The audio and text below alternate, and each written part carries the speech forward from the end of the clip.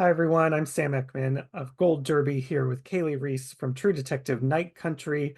And you were a, professional boxer before transitioning to the world of acting. And I'm just curious what kind of elements or skills from your life as a boxer could you draw on to play Navarro in your acting life? Oh, there's so many. I find new parallels from boxing to acting a lot more than I thought. The first, I guess, thing was noticing how comfortable I was immediately because it just seemed like it was another quote unquote ring.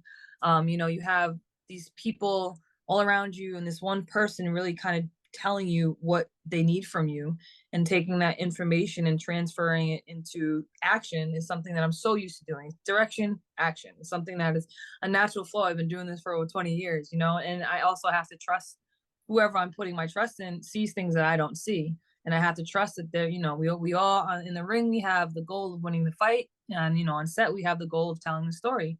And sometimes you may practice something in the gym that, yeah, it works there, but it's not going to work in that fight. Or it's not, or you have something that works on paper, but you get to a set and it's not going to work in that scene. So the ability to be able to be very flexible and be able to adjust on the fly. Something I really took into acting was just sharpening every tool I have. All right, and we're gonna learn some new skills. All right, we're really good at fighting orthodox. Okay, let's fight southpaw. We never know what's gonna happen. Okay, with acting, like I don't even know I had the tools in the first place, but like, okay, so what are the things that come to me naturally? Let's sharpen those and kind of find my own way of accessing those tools under these lights, under this pressure, in this circumstance, and kind of be able to access them immediately when I need them, no matter what. So just being able to have those flex those types of muscles is just it's very, very parallel. And to do all of that, you have to stay present. You have to Yeah. be in the moment. You can't worry about the previous round or the next round. You can't worry about the previous scene or the previous take or what's going to happen next. You have to be present. And I just kind of just took those into this, and I keep finding different similarities. I'm like, why am I so comfortable? I'm like, oh, I've kind of been doing this in a different way for a while. So That's really, really great. And I think one of the really interesting things about your character, Navarro, on this show is that to me, she often feels like trapped between kind of two different worlds. There's her life as a police officer, and but she also is drawn towards her indigenous culture and feels kind of the push-pull between those two places. What does that do to her, to any person psychologically?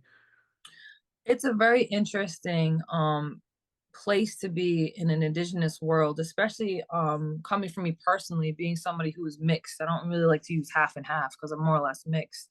Where I'm not full indigenous, but I'm not full Cape Verdean or black. I'm just very like nobody really knows where to put me. And for a long time, I was trying to put myself where people have already been, but nobody's really been in these shoes. You know what I mean? So Navarro to have to walk in this uniform as a police officer, it's very taboo. It's not viewed as negative all the time in indigenous culture, but anything like religion, military, or law enforcement is has been viewed as not so great in the indigenous community. So taking that with Navarro's character, and then also not being fully in UPIAC, and also not growing up in her culture, there's a lot of, she wants to serve her job, but she wants to be a part of her people. You know what I mean? It's one of those things you have to, that's where you start seeing where her intuition really kicks in, because it may be something that she would never do as a cop, but as an indigenous woman who is living right now and who has a younger sister she has to be a mother to, she might have to do something that's way off scale for a cop that the cops wouldn't understand, but indigenous people would, vice versa. She wants to be a police officer and be good at her job because that's what she does. And it may look like something like even in the show, like whose side are you on? Like she wants to do her job, but she also doesn't want her people to suffer. She knows all these things. So it's very adamant. That's always in the forefront. And then just her walking in those two worlds as far as being very attached to her spirituality and her indigenous side and what she feels. And then, the 3D world, the way, everyday life, being a police officer, dealing with people, being in a relationship, having to deal with her sister, and, the reality of her mental health, or, confusing the two. It's just a lot for her to have to try to balance. And it was a very interesting, it's funny because not funny, but having my own personal perspective of law enforcement, not a negative, but I had my own negative experience with law enforcement. So to play one now is kind of like what we call available circumstances, and this is kind of Mm. contradicting itself. So it just added to the many layers of Navarro. I don't think if she wasn't a police officer, she was just like a vigilante, I don't think it would have the same effects. Yeah, you can see it really well in that birthing scene Mm-hmm. where she literally has to set aside her job and her that side of herself and embrace this culture that she's feels a little bit separated from. Mm-hmm. Um, And it was the first time that she felt a part of it. Like she wasn't an outsider. You know, she actually got without a beat, and that's how the indigenous culture is. How I've always experienced it. Even shooting the scene. I don't know these women. They're from Greenland, Alaska, Canada, but you walked in there, and I'm like, oh, these are my sisters. You know what I mean? So that is exactly what it is. And she got overwhelmed with emotion because she finally felt like she was a part of it. But oh, but I'm here to arrest somebody. Crap. You know what I mean? right. Yeah. Well, I think another emotional moment, that has stayed with me is there's a struggle of, her not knowing her true name. And when she finally gets it, it feels like such a release to finally embrace that. What was shooting that scene like of finally embracing that piece of culture? That was my first day, and it was Wow.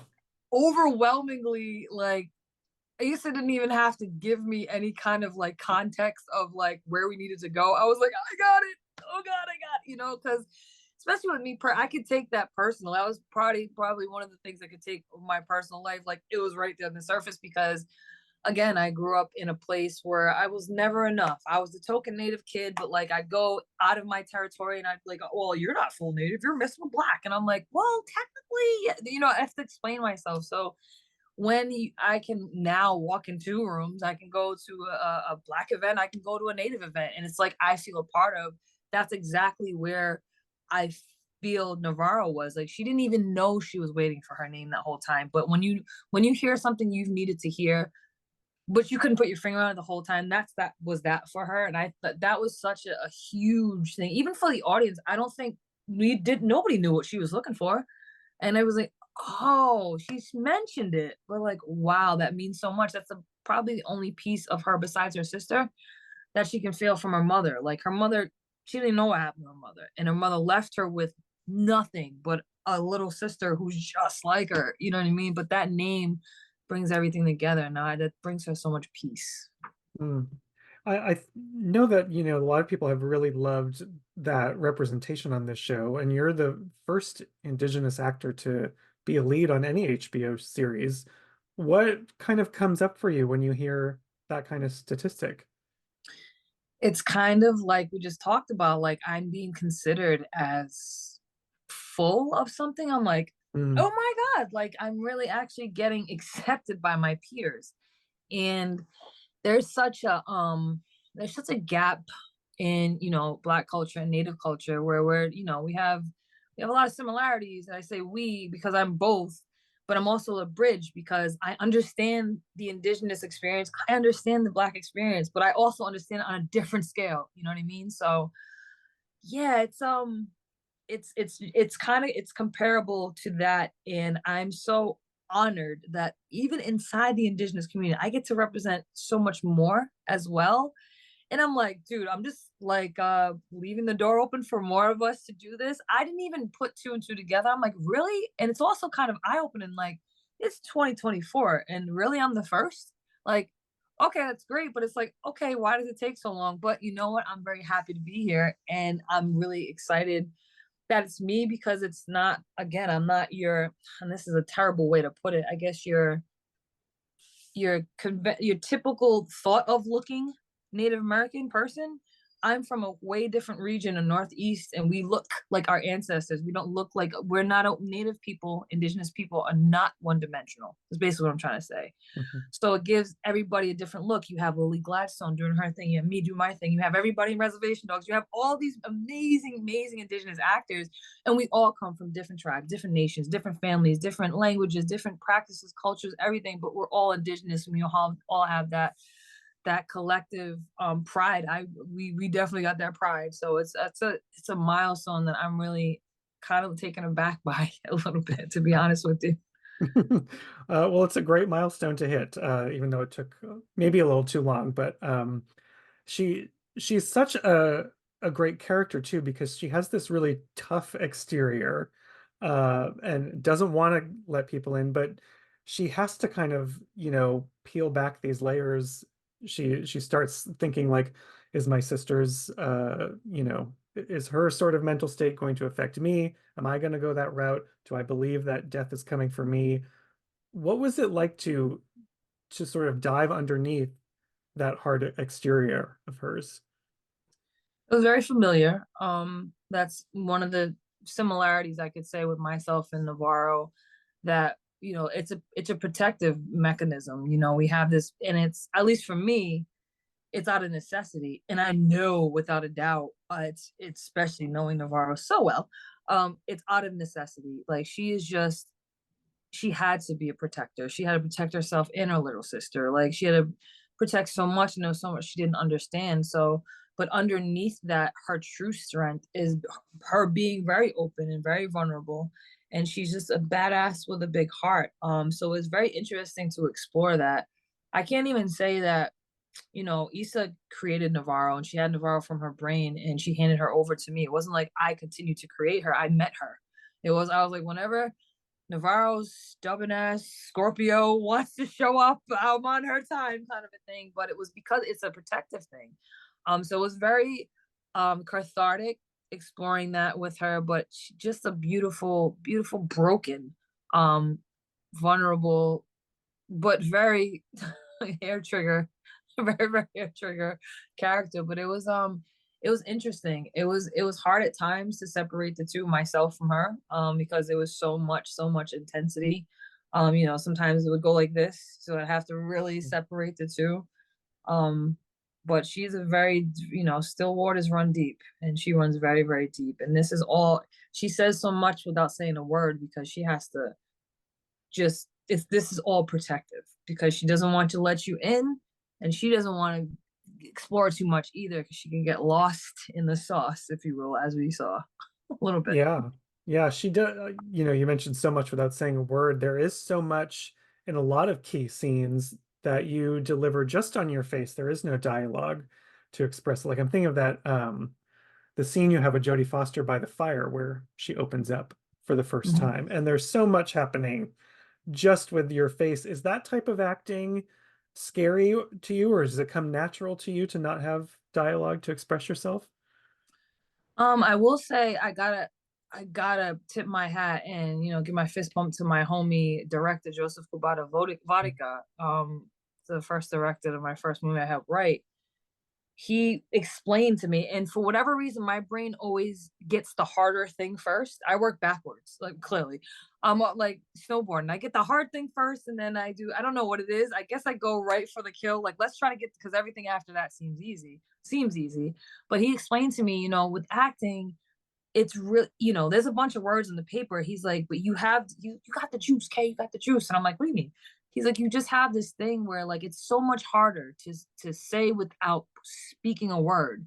I'm like, oh, I know what you mean, because I'm also a Virgo and I wear everything on my face. Like, you can tell what I'm thinking. So it was challenging at first, but once I understood it, I'm like, oh, okay. It's like you have to listen and process, but how do I sit here in silence and tell you what I'm thinking? Or we all have that one friend. We're like, do you know what I mean? Kind of a thing. So I kind of took all of those things, and it's not, I guess it's not easy or hard. It's just I understand that very well. Because I'm very observant, so I like to people watch. So I guess if that answers your question, it's not hard or easy. It's just I very much understand that type of process.